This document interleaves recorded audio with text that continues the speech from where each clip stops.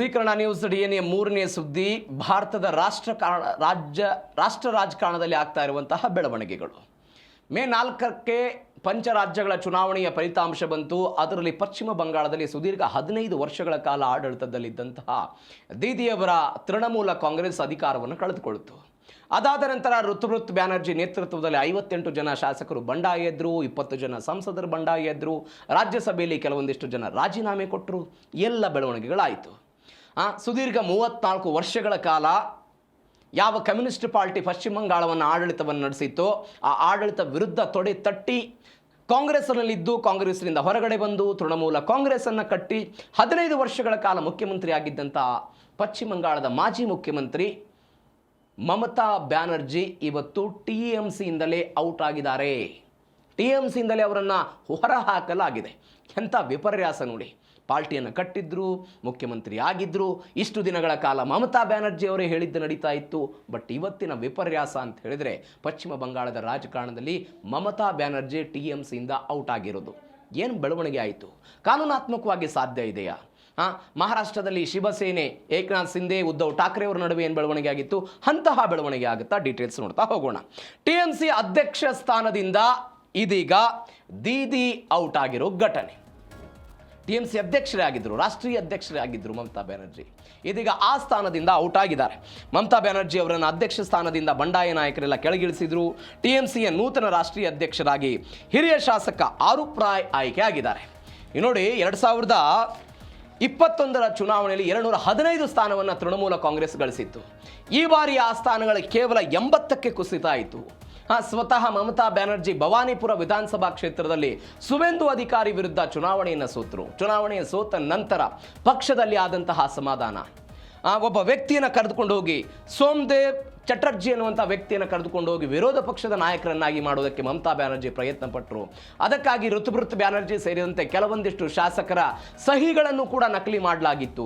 ಎಲ್ಲ ಚರ್ಚೆಗಳಾಗಿತ್ತು. CID ತನಿಖೆ ನಡೀತಾ ಇದೆ. ಅಭಿಷೇಕ್ ಬ್ಯಾನರ್ಜಿ ಅವರ ಒಟ್ಟಾರೆ ಕುಟುಂಬ ರಾಜಕಾರಣದ ಬಗ್ಗೆ, ಅವರ ನಾಯಕತ್ವದ ಬಗ್ಗೆ, ಅವರಿಂದಲೇ ಚುನಾವಣೆಯನ್ನು ನಾವು ಸೋತ್ವಿ ಎನ್ನುವಂತಹ ಚರ್ಚೆಗಳು ಪಶ್ಚಿಮ ಬಂಗಾಳದಲ್ಲಿ ಆಗ್ತಾ ಇದೆ. ಇವೆಲ್ಲದರ ನಡುವೆ ಇದೀಗ TMCಯ ರಾಷ್ಟ್ರೀಯ ಅಧ್ಯಕ್ಷ ಸ್ಥಾನದಿಂದ ಯಾರನ್ನು ಕೆಳಗಿಳಿಸಲಾಯಿತು? ಮಮತಾ ಬ್ಯಾನರ್ಜಿ ಅವರನ್ನು ಮಮತಾ ಬ್ಯಾನರ್ಜಿ ಅವರನ್ನು ಕೆಳಗಿಳಿಸಲಾಯಿತು. ಇಂಥದ್ದೊಂದು ಪ್ರಶ್ನೆ. ನೀವು ನೋಡಿ, 80 ಶಾಸಕರ ಪೈಕಿ 58 ಜನ ಬಂದರು. ಒಟ್ಟಾರೆ ಪ್ರಮಾಣ ಎಷ್ಟು ಇವ್ರದ್ದು? 100ಕ್ಕೆ ಕಂಪೇರ್ ಮಾಡಿದರೆ 77% ಜನ ಶಾಸಕರು ದೀದಿ ವಿರುದ್ಧ ಬಂಡಾಯ ಎದ್ರು. ಯಾರ ವಿರುದ್ಧ? ಮಮತಾ ಬ್ಯಾನರ್ಜಿ ವಿರುದ್ಧ. ಯಾರ್ಯಾರು ಶಾಸಕರು ಇವತ್ತು ಮಮತಾ ಬ್ಯಾನರ್ಜಿ ವಿರುದ್ಧ ಬಂಡಾಯ ಎದ್ದಿದ್ದಾರೋ ಒಂದು ಕಾಲದಲ್ಲಿ ಮಮತಾ ಬ್ಯಾನರ್ಜಿಯವರ ಅತ್ಯಾಪ್ತರೇ ಆಗಿದ್ದವರು. ಇದು ಗಮನಿಸಬೇಕಾದ ಸಂಗತಿ. ಮಮತಾ ಬ್ಯಾನರ್ಜಿ ಹೇಳಿದಂತೆ ಕೇಳ್ತಾ ಇದ್ದಂತಹ ಶಾಸಕರೆಲ್ಲರೂ ಕೂಡ ಇವತ್ತು ಅಭಿಷೇಕ್ ಬ್ಯಾನರ್ಜಿ ಅನ್ನುವ ಕಾರಣಕ್ಕಾಗಿ ಅಥವಾ TMCಯ ಭ್ರಷ್ಟಾಚಾರದ ಹಗರಣಗಳು ಅನ್ನುವ ಕಾರಣಕ್ಕಾಗಿ ಬೇರೆ ಬೇರೆ ಕಾರಣಗಳನ್ನು ಕೊಡ್ತಾ ಇದ್ದಾರೆ. TMCಯ ನಡವಳಿಕೆ ಸರಿ ಇಲ್ಲ, TMC ಆಡಳಿತ ಇದ್ದಂತಹ ಸಮಯದಲ್ಲಿ ಅನೇಕ ಹಗರಣಗಳನ್ನು ಮಾಡಿಕೊಂಡಿತ್ತು. ಅಭಿಷೇಕ್ ಬ್ಯಾನರ್ಜಿ ಅವರಿಗೆ ಉತ್ತರಾಧಿಕಾರ ಪಟ್ಟವನ್ನು ಕಟ್ತಾ ಇದ್ದಾರೆ. ಒಂದು ಪ್ರೈವೇಟ್ ಲಿಮಿಟೆಡ್ ಕಂಪನಿ ಆಗಿದೆ ಅಂತ ಈ ರೀತಿಯಾದಂಥ ವ್ಯಾಖ್ಯಾನಗಳನ್ನ TMC ವಿರುದ್ಧ ಮಾಡ್ತಾ ಬಂದು ಅವರೆಲ್ಲರೂ ಕೂಡ ಪ್ರತ್ಯೇಕವಾದರೂ. ಇದೀಗ ಅಂಥದ್ದೊಂದು ಘಟನೆ ಆಯಿತು. ನೀವು ನೋಡಿ, ಪಶ್ಚಿಮ ಬಂಗಾಳದ ರಾಜಕಾರಣದಲ್ಲಿ 1960ರ ದಶಕದಲ್ಲಿ ಒಂದು ಘಟನೆ ಆಯಿತು. ಅವತ್ತು ಅಲ್ಲಿಯ ತನಕ ಕಾಂಗ್ರೆಸ್ ಆಡಳಿತ ಇತ್ತು 67ರ ತನಕ. ಈ ಮಾಜಿ ರಾಷ್ಟ್ರಪತಿ ಆಗಿದ್ದಂತಹ ಪ್ರಣಬ್ ಮುಖರ್ಜಿಯವರ ತಂದೆ ಕಮತಾ ಕಿಂಕರ್ ಮುಖರ್ಜಿ ಅಂತ ಇರ್ತಾರೆ. ಕಮತಾ ಕಿಂಕರ್ ಮುಖರ್ಜಿ ಇವರು ಕಾಂಗ್ರೆಸ್ನಲ್ಲಿದ್ದರು. ಇದಾದ ನಂತರ ಇವರೇನು ಮಾಡಿದ್ರು ಅಂತ ಹೇಳಿದ್ರೆ ಅಲ್ಲಿ ಕಾಂಗ್ರೆಸ್ ಮುಖ್ಯಮಂತ್ರಿ ವಿರುದ್ಧ ಬಂಡಾಯ ಎದ್ರು. ಇವತ್ತು ಹೆಂಗೆ ಮಮತಾ ಬ್ಯಾನರ್ಜಿಯ ವಿರುದ್ಧ TMCಯ ಒಂದು ಬಣ ಇವತ್ತೆಲ್ಲ ಬಂಡಾಯ ಎದ್ದಿದೆಯಲ್ಲ, ಅವತ್ತು ಒನ್ಸ್ ಅಗೇನ್ ಮುಖ್ಯಮಂತ್ರಿಗಳ ವಿರುದ್ಧ ಬಂಡಾಯ ಎದ್ರು. ಬಂಡಾಯ ಎದ್ದ ನಂತರ ಬಾಂಗ್ಲಾ ಕಾಂಗ್ರೆಸ್ ಅನ್ನೋ ಪಾರ್ಟಿಯನ್ನು ಶುರು ಮಾಡ್ತಾರೆ ಅವರು. ಇದೀಗ TMCಯಲ್ಲಿ 2 ಹೋಳಾಗಿದೆ. ಅವತ್ತು ಹೊಸ ಪಕ್ಷವನ್ನು ಅಸ್ತಿತ್ವಕ್ಕೆ ತರ್ತಾರೆ ಅವರು. 1967ರಲ್ಲಿ ಪಶ್ಚಿಮ ಬಂಗಾಳದ ರಾಜಕಾರಣದಲ್ಲಿ ಮೊಟ್ಟ ಮೊದಲ ಬಾರಿಗೆ ಕಾಂಗ್ರೆಸ್ ಇತರ ಸರ್ಕಾರ ಬಂಗಾಳದಲ್ಲಿ ಆಡಳಿತಕ್ಕೆ ಬರುತ್ತೆ. ಒನ್ಸ್ ಅಗೇನ್ ಪುನರಪಿ ಅಂಥದ್ದೇ ಘಟನೆಗಳು ಬಂಗಾಳದಲ್ಲಿ ಆಗ್ತಾ ಇದೆ.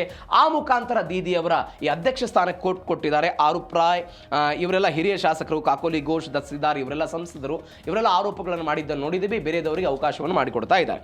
ಇದು ಒಂದು ಬೆಳವಣಿಗೆ ಬಂಗಾಳದಲ್ಲಿ ಆಗ್ತಾ ಇರೋದು. ಮತ್ತೊಂದು, ಸ್ವಪಕ್ಷದಿಂದಲೇ ದೀದಿ ಪಟ್ಟಕ್ಕೆ ಕುತ್ತು ಬಿದ್ದಿದೆ. ಬೇರೆ ಯಾರಿಂದೋ ಅಲ್ಲ, ಸ್ವತಃ ಅವರ ಪಕ್ಷದಿಂದಲೇ. ನಾನು ಅವಾಗಲೇ ಹೇಳ್ತಾ ಇದ್ದೆ, ಯಾರ್ಯಾರು ಅತ್ಯಾಪ್ತರಿದ್ರು, ಸುವೇಂದು ಅಧಿಕಾರಿ ದೀದಿಯವರ ಅತ್ಯಾಪ್ತರು. ಪಾರ್ಟಿಯನ್ನು ಕಟ್ಟುವಂತಹ ಸಮಯದಲ್ಲಿ, ಪಾರ್ಟಿಯನ್ನು ಬೆಳೆಸುವಂತಹ ಸಮಯದಲ್ಲಿ ಸುವೇಂದು ಅಧಿಕಾರಿ ಮಮತಾ ಬ್ಯಾನರ್ಜಿ ಅವರ ಜೊತೆಗಿದ್ದರು. ಇವತ್ತು ಅವರ ವಿರುದ್ಧ ಸಿಡಿದದ್ದು ಹೊರಗಡೆ ಬಂದರು. ಒನ್ಸ್ ಅಗೇನ್ ಇವತ್ತು ಕೋಲ್ಕತ್ತಾದ ನ್ಯೂ ಟೌನ್ ಹೋಟೆಲ್ನಲ್ಲೆಲ್ಲ ಹೈ ಪ್ರೊಫೈಲ್ ಸಭೆ ಆಯಿತು.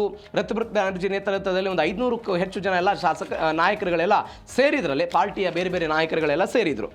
ನೋಡಿ, ತೃಣಮೂಲ ಕಾಂಗ್ರೆಸ್ ಪ್ರತಿಯೊಂದು, ಅದು ಭಾರತೀಯ ಜನತಾ ಪಾರ್ಟಿ ಆಗಿರಲಿ, ಕಾಂಗ್ರೆಸ್ ಆಗಿರಲಿ, JDS ಆಗಿರಲಿ, TVK ಆಗಿರಲಿ, DMK, IDMK, ಬೇರೆ ಯಾವುದೇ ರಾಜಕೀಯ ಪಾರ್ಟಿ, ಭಾರತೀಯ ಚುನಾವಣಾ ಆಯೋಗದಲ್ಲಿ ನೋಂದಣಿ ಆಗಿರುವಂಥ ಎಲ್ಲ ರಾಜಕೀಯ ಪಾರ್ಟಿಗಳಿಗೂ ಕೂಡ ಒಂದು ಆಂತರಿಕ ಸಂವಿಧಾನ ಅನ್ನೋದೊಂದಿರುತ್ತೆ, ಬೈಲಾ ಇರುತ್ತೆ ಪಾರ್ಟಿದು. ಈ TMCಯ ಬೈಲಾದ ಪ್ರಕಾರ 3 ವರ್ಷದ ನಂತರ ಆಂತರಿಕ ಚುನಾವಣೆಯ ಮೂಲಕ ಹೊಸ ಸಮಿತಿಯನ್ನು ರಚನೆ ಮಾಡಬೇಕು. ಪ್ರತಿ 3 ವರ್ಷಕ್ಕೆ ಹೊಸ ಸಮಿತಿ ರಚನೆ ಆಗಬೇಕು. ಇದು ಬಂಡಾಯ ಎದ್ದಿರುವಂಥವ್ರು ಅಥವಾ ಇವರನ್ನು ಔಟ್ ಮಾಡಿರುವಂಥವ್ರು ಏನು ಹೇಳ್ತಾ ಇದ್ದಾರೆ, 2022ರಲ್ಲಿ TMCಯಲ್ಲಿ ಒಂದು ಹೊಸ ಸಮಿತಿ ರಚನೆ ಆಯಿತು. 2025ರಲ್ಲಿ ಒನ್ಸ್ ಅಗೇನ್ ಅದನ್ನು ಚುನಾವಣೆಯ ಮುಖಾಂತರ ಆಯ್ಕೆ ಮಾಡಬೇಕಾಗಿತ್ತು. ಆ ಹೊಸ ಸಮಿತಿಯನ್ನು ಇವರು ರಚನೆ ಮಾಡಲಿಲ್ಲ. ಈ ಹೊಸ ಸಮಿತಿ ರಚನೆ ಆಗಲಿಲ್ಲ ಅಂತ ಅವರೆಲ್ಲ ಏನು ಮಾಡಿದ್ರು, ಮಮತಾ ಬ್ಯಾನರ್ಜಿ ಅವರ ವಿರುದ್ಧ ಅಸಮಾಧಾನಗೊಂಡರು. ಯಾವ್ಯಾವ ಬಣ ಈಗಾಗಲೇ ಅಸ್ತಿತ್ವದಲ್ಲಿತ್ತು, 2022ರಲ್ಲಿ ರಚನೆ ಆಗಿದ್ದು, ಅದಕ್ಕೆ ಯಾವುದೇ ಸಾಂವಿಧಾನಿಕ ಮಾನ್ಯತೆ ಇಲ್ಲ. ಅವರು ತೆಗೆದುಕೊಳ್ಳುವಂಥ ಎಲ್ಲ ನಿರ್ಣಯಗಳು ಕೂಡ ಅಸಿಂಧು. ಆ ನಿರ್ಣಯಗಳು ಎಲ್ಲವೂ ಕೂಡ ಅಸಿಂಧ ಆಗಿರುತ್ತೆ. ಹೀಗಾಗಿ ನಾವು ಒಂದು ಹೊಸ ಕಮಿಟಿ ಮಾಡ್ಕೊಳ್ತೀವಿ ಅಂತ ಒಂದು ಹೋಟೆಲ್ ಹೇಳಿದ್ನಲ್ಲ, ಅವರೆಲ್ಲರೂ ಕೂಡ ಸಭೆ ಮಾಡಿದ್ರು. ಆ ಸಭೆಯ ಮುಖಾಂತರ ಒಂದು ಹೊಸ ಸಮಿತಿಯನ್ನು ರಚನೆ ಮಾಡಿಕೊಳ್ಳೋ ಪ್ರಯತ್ನವನ್ನು ಮಾಡಿದರು. ಅಂದರೆ ಭಾರತೀಯ ಚುನಾವಣಾ ಆಯೋಗದ ಕ್ಲಾರಿಟಿ ಏನು ಅಂತ ಹೇಳಿದ್ರೆ, ನೋಂದಾಯಿತ ಪಾರ್ಟಿ ತನ್ನ ಬೈಲಾದ ಪ್ರಕಾರ ನಡೆದುಕೊಳ್ಳಬೇಕು. ಆ ಬೈಲಾದ ಪ್ರಕಾರ ನಡೆದುಕೊಳ್ಳದೇ ಇದ್ರೆ ಅದು ಕಾನೂನಿನ ವಿರುದ್ಧ ಕ್ರಮ ಆಗುತ್ತೆ ಅಂತೆಲ್ಲ ಹೇಳ್ತಾ ಇದ್ದಾರೆ. ಅಂದರೆ ನೀವು 1995ರಲ್ಲಿ ಒಂದು ಘಟನೆ ಆಗುತ್ತೆ. ತೆಲುಗು ದೇಶಂ ಪಾರ್ಟಿಯ NT ರಾಮರಾವ್ ಅವರ ಪತ್ನಿ ಏನು ಮಾಡ್ತಾರೆ, ಅವ್ರಿಗೆ ಯಾವುದೇ ಸಾಂವಿಧಾನಿಕ ಹುದ್ದೆ ಇರಲ್ಲ ಪಾರ್ಟಿಯಲ್ಲಿ. ಅವರು ಪದೇ ಪದೇ ಪಕ್ಷದಲ್ಲಿ ಇಂಟ್ರಪ್ಟ್ ಆಗ್ತಿರ್ತಾರೆ, ಬೇರೆ ಬೇರೆ ನಿರ್ಧಾರಗಳಲ್ಲಿ ಇಂಟ್ರಪ್ಟ್ ಆಗ್ತಾ ಇರ್ತಾರೆ. ಆವಾಗ ಚಂದ್ರಬಾಬು ನಾಯ್ಡು ಏನು ಮಾಡ್ತಾರೆ ಅಂತ ಹೇಳಿದ್ರೆ, ಇವ್ರನ್ನ ಹೊರಗಿಡಬೇಕು ಏನಾದರೂ ಮಾಡಿ ಅಂತ ಹೇಳಿ ಒಂದು ಶಾಸಕಾಂಗ ಪಕ್ಷದ ಸಭೆ ಕರೀತಾರೆ. ನಾಯಕರೆಲ್ಲ ಇವತ್ತು ಹೆಂಗೆ TMC ನಾಯಕರೆಲ್ಲ ಒಗ್ಗೂಡಿದ್ರು, ಅದೇ ರೀತಿಯಾಗಿ ಪಕ್ಷದ ಸಭೆ ಸೇರುವ ಮುಖಾಂತರ ಅವರನ್ನ ಪಾರ್ಟಿಯಿಂದ ಹೊರಹಾಕೋ ಪ್ರಯತ್ನವನ್ನು ಮಾಡ್ತಾರೆ. Once again as it is Telugu ದೇಶಂನಲ್ಲಿ ಏನಾಗಿತ್ತು ಅದು TMCಯಲ್ಲಿ ಇವತ್ತು ಆಗ್ತಾ ಇರೋದು ನಾವು ಕಾಣ್ತಾ ಇದ್ದೀವಿ. ಮತ್ತೊಂದು ಕಡೆ ಅಭಿಷೇಕ್ ಬ್ಯಾನರ್ಜಿ ಬಗ್ಗೆ ನಾವು ಮಾತನಾಡಬೇಕು. ಏನಾಯಿತು ಅಭಿಷೇಕ್ ಬ್ಯಾನರ್ಜಿ ಅವರಿಗೂ ಕೂಡ ರಾಷ್ಟ್ರೀಯ ಪ್ರಧಾನ ಕಾರ್ಯದರ್ಶಿ ಎನ್ನುವಂಥ ಒಂದು ಹುದ್ದೆ ಇತ್ತು. ಆ ಹುದ್ದೆಗೂ ಕೂಡ ಕೊಡಲಾಯಿತು. ಮಮತಾ ಬ್ಯಾನರ್ಜಿಯ ಸೋದರಳಿಯ 2026ರ ವಿಧಾನಸಭಾ ಚುನಾವಣೆಯ ಮುತುವರ್ಜಿಯನ್ನು ವಹಿಸಿಕೊಂಡಿರುವಂತಹ ವ್ಯಕ್ತಿ, ಯಾರ್ಯಾರಿಗೆ ಟಿಕೆಟ್ ಕೊಡಬೇಕು, ಯಾರ್ಯಾರಿಗೆ ಟಿಕೆಟ್ ಕೊಡಬಾರದು, ಯಾರಿಗೆ ಟಿಕೆಟ್ ಕೊಟ್ಟರೆ ಏನು ಎತ್ತ ಎಲ್ಲ ನಿರ್ಧಾರ ಮಾಡಿದಂಥ ಅಭಿಷೇಕ್ ಬ್ಯಾನರ್ಜಿ. ಇವತ್ತು ವಿಪರ್ಯಾಸ ನೋಡಿ, ಅಭಿಷೇಕ್ ಬ್ಯಾನರ್ಜಿ ಅವರನ್ನು ಈ ಬಂಡಾಯ ಬಣ ರಾಷ್ಟ್ರೀಯ ಪ್ರಧಾನ ಕಾರ್ಯದರ್ಶಿಯಿಂದೆಲ್ಲ ಕಿತ್ತು ಹಾಕಿಬಿಟ್ಟಿದೆ. ಫಿರಾದ್ ಹಕೀಂ, ಆರುಫ್ ವಿಸ್ವಾನ್, ರತೀನ್ ಘೋಷ್ ಇದೀಗ ಎಲ್ಲ ಹೊಸ ಉಪಾಧ್ಯಕ್ಷರು. ಮತ್ತೊಂದು ಕಡೆ ಋತುಬ್ರತ್ ಬ್ಯಾನರ್ಜಿ, ಜಾವೇದ್ ಖಾನ್ ಹೊಸ ಪ್ರಧಾನ ಕಾರ್ಯದರ್ಶಿಗಳು. ಅಂದರೆ ನಾವು ಕುಟುಂಬ ರಾಜಕಾರಣಕ್ಕೆ ಬ್ರೇಕ್ ಹಾಕ್ತೀವಿ ಅಂತ ಅವರೆಲ್ಲ ಹೇಳ್ತಾ ಇದ್ದಾರೆ. ಏಕಪಕ್ಷೀಯ ನಿರ್ಧಾರಗಳನ್ನು ತೆಗೆದುಕೊಳ್ತಾ ಇದ್ರು, ಕುಟುಂಬ ರಾಜಕಾರಣ ನಡೀತಾ ಇತ್ತು. ಅದಾದ ನಂತರ ಆಪರೇಷನ್ ಕ್ರಾನ್ ಪ್ರಿನ್ಸ್ ಅಂತ ಅದೊಂದು ಇತ್ತಲ್ಲಿ, ಅಂದರೆ ಉತ್ತರಾಧಿಕಾರಿ ಮಾಡೋದಕ್ಕೆ ಅವರೆಲ್ಲ ಪ್ರಯತ್ನವನ್ನು ಪಡ್ತಿದ್ರು. ಅದರ ವಿರುದ್ಧ ನಮ್ದೆಲ್ಲ ಹೋರಾಟ ಇದೆ ಅಂತ 2026ರ ಚುನಾವಣೆಯ ಸೋಲಿನ ಹೊಣೆಯನ್ನು ಇದೇ ಅಭಿಷೇಕ್ ಬ್ಯಾನರ್ಜಿ ಹೊರಬೇಕಾಗಿತ್ತು. ಆದರೆ ಅದನ್ನು ನೇರವಾಗಿ ಶಾಸಕರ ಮೇಲೆ ಹಾಕುವ ಪ್ರಯತ್ನ ಆಯಿತು. ಹೀಗಾಗಿ ನಮ್ಮ ಬಂಡಾಯದ ಹೋರಾಟ ಅಂತ ಹೇಳ್ತಿದ್ದಾರೆ. ಹೀಗಾಗಿ ವೈಸ್ ಪ್ರೆಸಿಡೆಂಟ್ ಸ್ಥಾನಕ್ಕೆ ಫಿರ್ಯಾದ್ ಹಕೀಮನವರು ತೆಗೆದು ಬಂದಿದ್ದಾರೆ, ಅವರು ವಿಸ್ವಾನ್ ಇದ್ದಾರೆ, ರತೀನ್ ಘೋಷ್ ಅನ್ನು ತೆಗೆದುಕೊಂಡು ಬಂದಿದ್ದಾರೆ. ಜಾವೇದ್ ಖಾನ್ ಮತ್ತು ಋತುಬ್ರತ್ ಬ್ಯಾನರ್ಜಿ ಪ್ರಧಾನ ಕಾರ್ಯದರ್ಶಿ ಆಗ್ತಾ ಇದ್ದಾರೆ. ನೀವು ನೋಡಿ, ಈ ಮಮತಾ ಬ್ಯಾನರ್ಜಿ ಎನ್ನುವಂಥ ಒಂದು ದೊಡ್ಡ ಇಮೇಜ್ ಇರೋದು ಪಶ್ಚಿಮ ಬಂಗಾಳದಲ್ಲಿ. ಬೇರೆ ಬೇರೆ ಸಮುದಾಯ, ಮುಸ್ಲಿಂ ಸಮುದಾಯದ ಮತಗಳು ಬರ್ತಾ ಇತ್ತು. ಎಲ್ಲ ಸಮುದಾಯದ ಮತಗಳನ್ನು ಬಂಡಾಯ ಬಣ ತೆಗೆದುಕೊಳ್ಬೇಕು ಅನ್ನೋ ಕಾರಣಕ್ಕಾಗಿ ಏನು ಮಾಡ್ತಾ ಇದ್ದಾರೆ ಅಂತ ಹೇಳಿದರೆ, ಅವರು ಮಮತಾ ಬ್ಯಾನರ್ಜಿಯ ವರ್ಚಸ್ಸು ಯಾವುದೇ ಕಾರಣಕ್ಕೂ ಕುಂಠಿತ ಆಗಬಾರದು ಅಂತ ಮುಸ್ಲಿಂ ಸಮುದಾಯದವರಿಗೆ ಅವಕಾಶವನ್ನು ಕೊಟ್ಟಿರೋದು. ಮತ್ತು ಉತ್ತರ ಪರಗಣ 24 ಜಿಲ್ಲೆಗಳೇನಿದೆ ಆ ಭಾಗದಿಂದ ಬೇರೆ ಬೇರೆ ನಾಯಕರಿದ್ದಾರಲ್ಲ, ಅವರನ್ನು ತೆಗೆದುಕೊಂಡು ಬರುವ ಪ್ರಯತ್ನವನ್ನು ಮಾಡಿದ್ದಾರೆ. ಎಲ್ಲಕ್ಕಿಂತ ಹೆಚ್ಚಾಗಿ ಮಮತಾ ಬ್ಯಾನರ್ಜಿ ಅವರಿಗೆ ಏನು ಹೇಳಿದ್ದಾರೆ, ಅವರು ನಮಗೆ ಸಲಹೆಗಾರ್ತಿಯಾಗಿ ಅವರು ಬರಲಿ ಅಂತ. ಪಾರ್ಟಿ ಕಟ್ಟಿ ಅಧಿಕಾರಕ್ಕೆ ತಂದು ಮುಖ್ಯಮಂತ್ರಿಯಾಗಿ ಕೊನೆಗೆ ನಮಗೆ ಸಲಹೆಗಾರ್ತಿಯಾಗಿ ಅವರು ಬರಲಿ ಅನ್ನುವಂತಹ ಒಂದು ರೀತಿಯಲ್ಲಿ ವ್ಯಂಗ್ಯದ ರೀತಿಯಲ್ಲಿ ಅವರು ಹೇಳೋ ಪ್ರಯತ್ನ ಹಿಂದೇನು ಋತುಬ್ರತ್ ಬ್ಯಾನರ್ಜಿ ಹೇಳಿದ್ರು. ಒನ್ಸ್ ಅಗೇನ್ ಅದೇ ರೀತಿ ಆಗಿದೆ. ಮತ್ತೊಂದು ವಿಚಾರ ಏನು ಅಂತ ಹೇಳಿದ್ರೆ, ಇದು ಮಮತಾ ಬ್ಯಾನರ್ಜಿ ಅವರಿಗೆ ಆದ ಅವಮಾನವೇ? ಖಂಡಿತವಾಗಿಯೂ ಅವಮಾನವೇ. ಯಾವ ಮಮತಾ ಬ್ಯಾನರ್ಜಿ ಇಂಡಿಯಾ ಮೈತ್ರಿಕೂಟದಲ್ಲಿ ರಾಹುಲ್ ಗಾಂಧಿ ಪ್ರಧಾನಮಂತ್ರಿ ಆಗೋದು ಬೇಡ, ಮಮತಾ ಬ್ಯಾನರ್ಜಿ PM ಕ್ಯಾಂಡಿಡೇಟ್ ಆಗಬೇಕು ಅಂತ TMCಯ ಶಾಸಕರು, TMCಯ ನಾಯಕರುಗಳು, ಕಾರ್ಯಕರ್ತರು ಹೇಳ್ತಾ ಇದ್ರು. ಇವತ್ತು TMCಯಲ್ಲಿ ಅವರಿಗೆ ಬೆಲೆ ಇಲ್ಲದಂತಹ ಪರಿಸ್ಥಿತಿ. ನಮ್ಮೊಂದಿಗೆ ಬರೋದಕ್ಕೆ ಇಷ್ಟ ಇದ್ದರೆ ಸಲಹೆಗಾರರಾಗಿ ನೀವೆಲ್ಲ ಬರಬಹುದು, ವಿಶೇಷ ಸಲಹೆಗಾರ್ತಿಯಾಗಿ ಇರ್ರಿ ಅಂತೆಲ್ಲ ಅವರು ಹೇಳಿದ್ದಾರೆ. ಪಕ್ಷದಿಂದ ಎಲ್ಲ ನಿರ್ಧಾರಗಳನ್ನು ತೆಗೆದುಕೊಳ್ಳುವ ಅಧಿಕಾರ ದೀದಿಯಿಂದ ಈ ರೆಬೆಲ್ಸ್ ಎಲ್ಲ ಕಸಿದುಕೊಂಡ್ಬಿಟ್ರು. ಮಮತಾ ಬ್ಯಾನರ್ಜಿ ಅವರು, ನಾನು ಅವಾಗಲೇ ಹೇಳಿದೆ, ಕಾಂಗ್ರೆಸ್ಸು CPI-M ಎನ್ನುವಂತಹ ಕಮ್ಯುನಿಸ್ಟ್ ಪಾರ್ಟಿಗೆ ಸಪೋರ್ಟ್ ಮಾಡ್ತಾ ಇದೆ ಎನ್ನುವ ಕಾರಣಕ್ಕಾಗಿ 1997ರಲ್ಲಿ ಪಾರ್ಟಿಯಿಂದ ಹೊರಗಡೆ ಬರ್ತಾರೆ. 98ರಲ್ಲಿ ತಮ್ಮದೇ ಆದಂತಹ ಅಖಿಲ ಭಾರತ ತೃಣಮೂಲ ಕಾಂಗ್ರೆಸ್ ಎನ್ನುವಂಥ ಒಂದು ಹೊಸ ಪಾರ್ಟಿಯನ್ನು ಕಟ್ತಾರೆ. ಈ ಪಾರ್ಟಿಯನ್ನು ಕಟ್ಟಿದ ನಂತರ 2011ರಿಂದ ಅಧಿಕಾರಕ್ಕೆ ಶುರುವಾಗಿರೋದು. ಸುದೀರ್ಘ 34 ವರ್ಷಗಳ ಕಾಲ ಎಲ್ಲಿ ಬಂಗಾಳದಲ್ಲಿ ಕಮ್ಯುನಿಸ್ಟ್ ಪಾರ್ಟಿಗಳ ಆಡಳಿತ ನಡೆಸ್ತಾ ಇತ್ತು.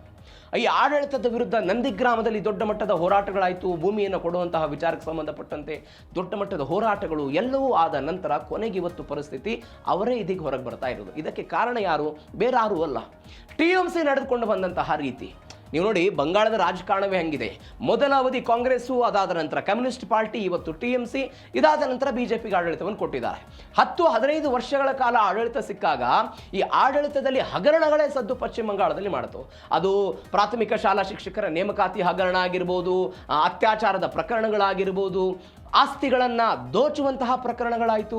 RG ಕೌರ್ ಎನ್ನುವಂತಹ ವೈದ್ಯಕೀಯ ವಿಜ್ಞಾನ ಮಹಾವಿದ್ಯಾಲಯದಲ್ಲಿ ನಡೆದಂಥ ಘಟನೆಯಲ್ಲಿ ಆ ಘಟನೆಯನ್ನು ಮುಚ್ಚಿ ಹಾಕೋದಕ್ಕೆ ಸ್ವತಃ ಪಶ್ಚಿಮ ಬಂಗಾಳದ ಸರ್ಕಾರವೇ ಪ್ರಯತ್ನ ಪಡ್ತು ಎನ್ನುವಂಥ ಗಂಭೀರವಾದಂಥ ಆರೋಪಗಳನ್ನು ಇದೇ ಋತುಪೃತ್ ಬ್ಯಾನರ್ಜಿ ಅದಾದ ನಂತರ ಬೇರೆ ಬೇರೆ ಸಂಸದರು ಮಾಡಿದ್ರು. ಆ ಸಂಸದರು ಮಾಡಿದ್ರು ಅನ್ನುವ ಕಾರಣಕ್ಕಾಗಿ ಅವರನ್ನು ಪಾರ್ಟಿಯಿಂದ ಉಚ್ಚಾಟನೆ ಮಾಡಲಾಯಿತು. ಎಲ್ಲಕ್ಕಿಂತ ಹೆಚ್ಚಾಗಿ ಮಮತಾ ಬ್ಯಾನರ್ಜಿ ಕಾರ್ಯಕರ್ತರ ಪಾರ್ಟಿ ಅಂತ ಏನು 98ರಿಂದ ಅಂದ್ಕೊಂಡು ಬಂದಿದ್ರಲ್ಲ, ಇದೀಗ ಸೋದರಳಿಯನಿಗೆ ಪಟ್ಟವನ್ನು ಕಟ್ಟೋದಕ್ಕೆ ಮುಂದಾದ್ರಲ್ಲ. ಯಾರು ಒಪ್ತಾರದನ್ನು? ಯಾರು ಒಪ್ತಾರೆ? ಸಹಜವಾಗಿ ಯಾರು ಕೂಡ ಒಪ್ಪೋದಕ್ಕೆ ಸಾಧ್ಯ ಇರಲಿಲ್ಲ. ಹೀಗಾಗಿ ಮಮತಾ ಬ್ಯಾನರ್ಜಿ ಅವರಿಗೆ ಪರಿಸ್ಥಿತಿ ಇವತ್ತು ಹಿಂಗೆ ಬಂತು. ಹೀಗಾಗಿ ಅವರು ಅಧಿಕಾರವನ್ನು ಕಳೆದುಕೊಂಡಿದ್ದಾರೆ. ಯಾಕೆ ಮಮತಾ ಬ್ಯಾನರ್ಜಿ ಅವ್ರ ಪರಿಸ್ಥಿತಿ ಹಿಂಗಾಯಿತು ಅಂತ ಹೇಳಿದ್ರೆ ಗಮನಿಸಬೇಕಾದಂಥ ವಿಚಾರ.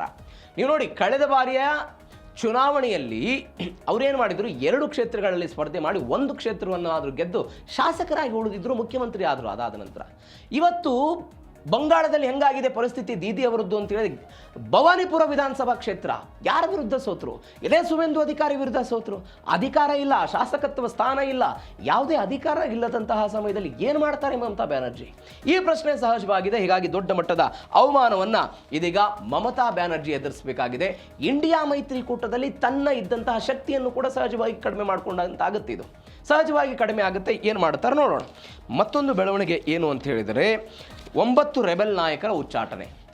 ಈಗ ಇವರು ಮಮತಾ ಬ್ಯಾನರ್ಜಿಯನ್ನು, ಅಭಿಷೇಕ್ ಬ್ಯಾನರ್ಜಿಯನ್ನು ಆ ರಾಷ್ಟ್ರೀಯ ಅಧ್ಯಕ್ಷ ಸ್ಥಾನದಿಂದ, ಪ್ರಧಾನ ಕಾರ್ಯದರ್ಶಿಯಿಂದ ಎಲ್ಲ ವಜಾ ಮಾಡಲಾಯಿತು.